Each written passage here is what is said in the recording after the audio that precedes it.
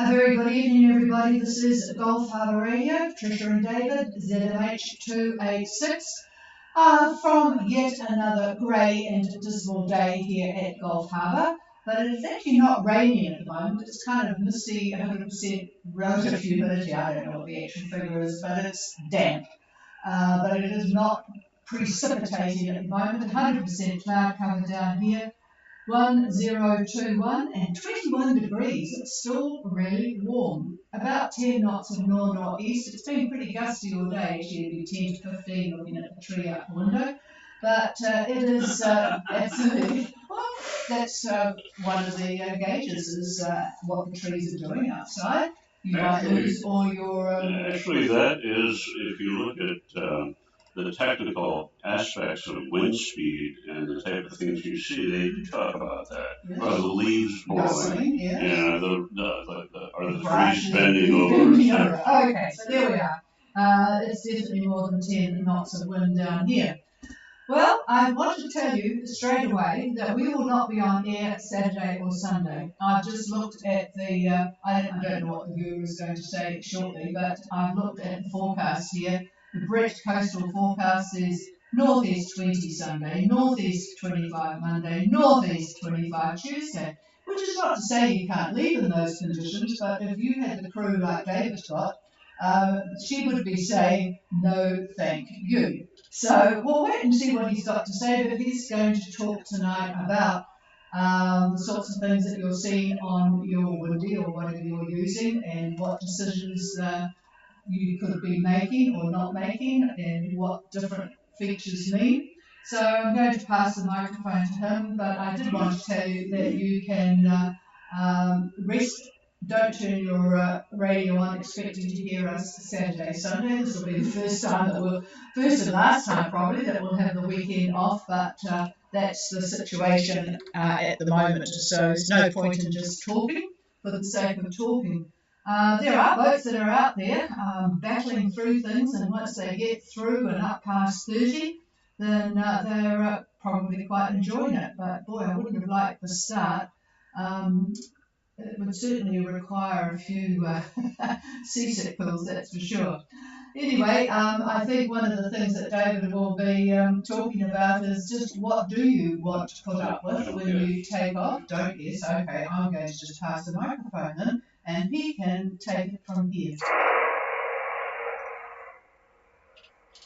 Boy, it sure is hard to get this away from that. She does like to talk. Anyhow, so here we are. This is Friday the 5th, I believe of May, yes. Thankfully, it's not Friday the 13th. Anyway, what do we see looking forward? Just a wee bit. So, I'm going to start off at 500 millibar, which if you listened yesterday and went to that site that we chatted about and you bothered to take a look at it, and got to become familiar with what it has to offer, and so forth and so on. Some of this might make sense. But anyway, at 500 millibar by Sunday, this upcoming Sunday, there is a ridge that's east of New Zealand. The center is roughly about 38 south and just about the date line, give or take on that. The ridge now supports our very slow-moving surface high, which you see on your grips, whether it be from windy, whether it be predict wind or gloomy weather or whatever. That high that's there is caused by the ridge at 500 millibar. That is the driver. So, central pressure looks like about 1038 millibar, very strong. The high is slow moving, and usually when they get to be that, have a central pressure of that magnitude, they generally are very slow moving and oftentimes become blocks. So, in this case, that particular high is acting as a block for the systems that are to the west of it. Now, at this time, we'll find a very sharp upper level froth, and that's again at 500 millibar. That upper level froth is between Australia and New Zealand. And again, if you look at the modeling, the upper level modeling, you will see that. Now, this particular upper level froth is supporting quite a nasty surface depression that's just to the west of New Zealand. Now, the depression is quite complex. It's got multiple centers. It's got multiple fronts. In fact, I count when I looked at it earlier, or I should say late this afternoon, I counted 5 fronts and troughs. One of these actually extends to New Caledonia. So, breaking down the various uh, destinations for the immediate future for those folks that are wanting to go here, there, and elsewhere. Those leaving New Zealand is what I'm talking about now. This weekend, they are going to encounter northeast winds, no matter whether you're going to New Cal or whether you're going to Vanuatu, whether you're going to Fiji or Tonga. No matter which area that you're going to, that is what you're faced with initially. There's no getting around this. So you can expect 20 knots plus with very rough seas, and that, of course, is for the crew on the good ship Chameleon, is probably not appreciated very much. So it's going to be rough. It's going to be rough if you decide to take off. So now by early next week, this coming up week, the depression I just mentioned is going to be a very active player. And what's going on? Northeast winds are going to be replaced by westerly quadrant winds. Now, the New Cal yachts, the yachts that plan on going to New Caledonia, may be bashed by actually 40 knot winds, west to west southwest by Wednesday of this coming week.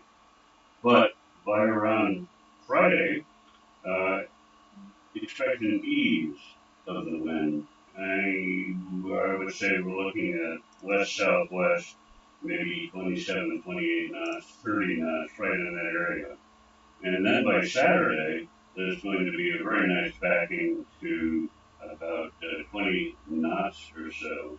And I would guess that will be southwest wind. So that actually is, if you manage to get that far up, that's going to be very good, and you are going to be enjoying New Caledonia. Now, those of you that are heading to Fiji are a little bit luckier in that sense.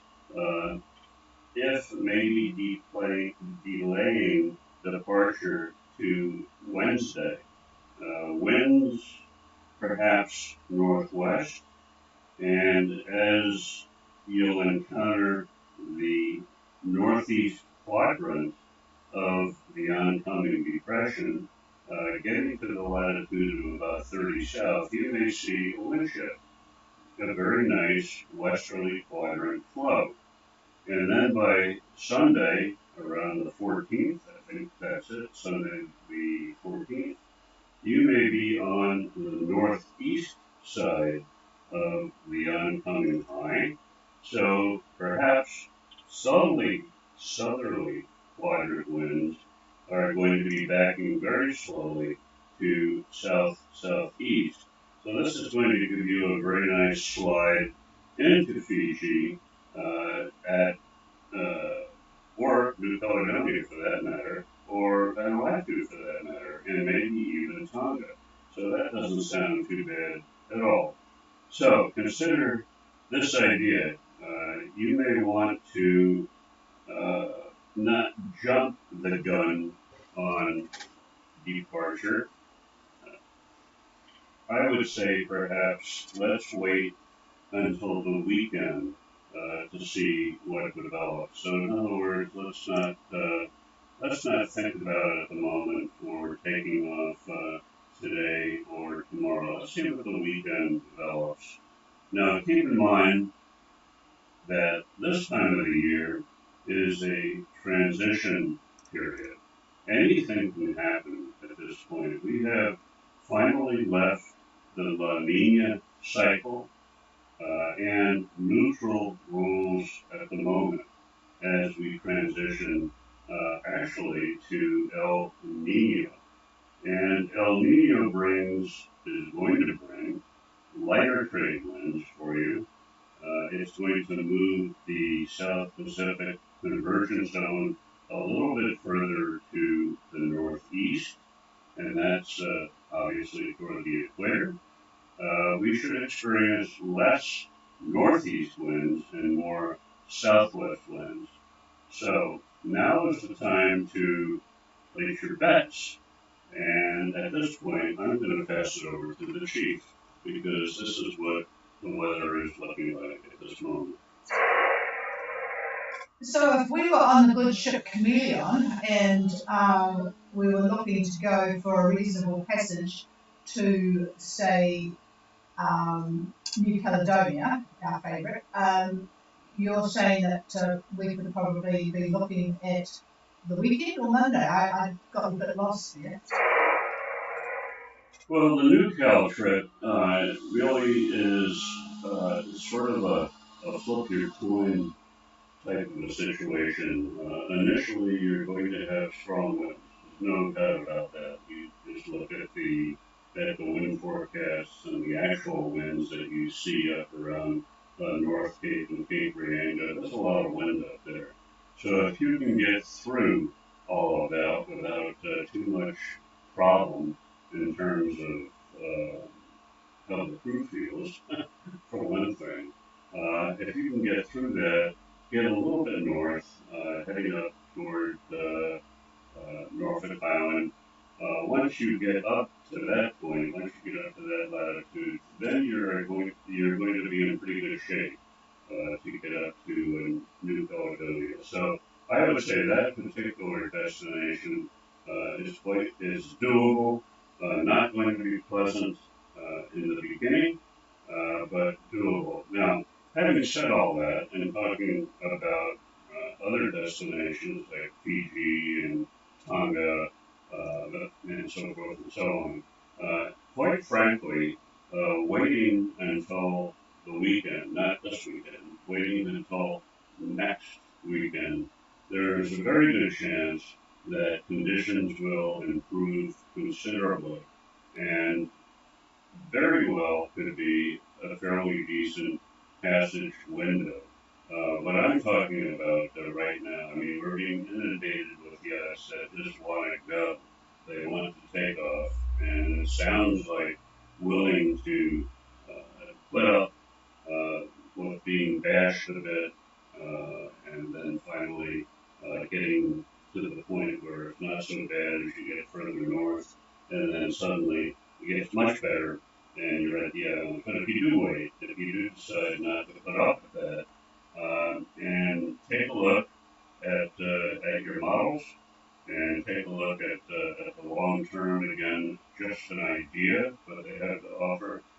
My thinking is waiting almost until next weekend, you may have a better chance for a nicer passage to the islands. And that's strictly an opinion. It's not advice because we don't give advice. But again, it's up to you. Take a look at the models very carefully and do what we've talked about for the last couple of sessions on Gulf Harbor Radio, and go from there. Uh, Again, if it were a chameleon, if it were us, frankly, we would wait a little bit. But that doesn't mean that you couldn't go uh, if you're willing to put up with some rather sporty conditions at the moment. So back to the chief.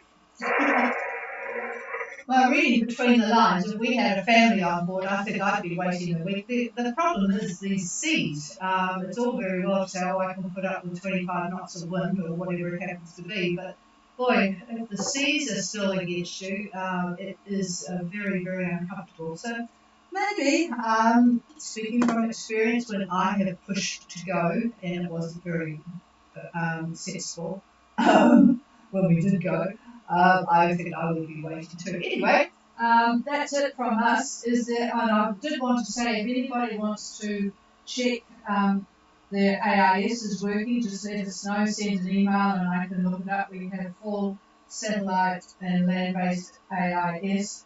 You probably will have no problem with your AIS when you're in port because there'll be stations nearby. But if you're on passage and you get reports on your ready and go or whatever from family that they can't find you, just let me know and I can just give you a report on what I'm seeing and how long ago. Sometimes if your signals are a bit weak, there's quite a gap between your position on marine traffic or whatever site that you're using. So not a problem at all. It's probably easier to send an email to me, ghradio@extra.co.nz, because then I can just answer it when I'm back home. Okay, I'm just going to pass it over, turn the microphone up here to see if anybody wants to make contact, do a radio check or ask a question. Please call now.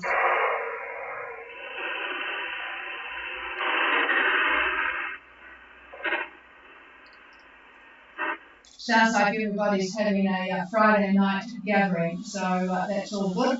Hopefully the weather up Whangarei and Opua is a lot, well, it's actually not too bad here now. It's at least you don't get wet when you go to the bar. So we will not be on, I just repeat, we will not be on Saturday and Sunday because there's not much more to say until the weather settles down. So we'll be back again on Monday and we can review things then. We've actually got house guests at the moment. Some of you old timers will remember Heather and Carl on the good ship Arizona. They have taken to land cruising. They're about to take off to Australia to cruise in their camper van. A lot of our friends of similar age group are doing exactly that in various parts of the world. So it's interesting to see where they all get to. All right, folks, nothing else heard from here, no questions on streaming. We will be back again on Monday. Have a very good weekend. If you want to chase up something in between time, then just send an email, ghradio@extra.co.nz. Meanwhile, we'll leave you to your preparations and considerations. Cheers, everybody. We are clear.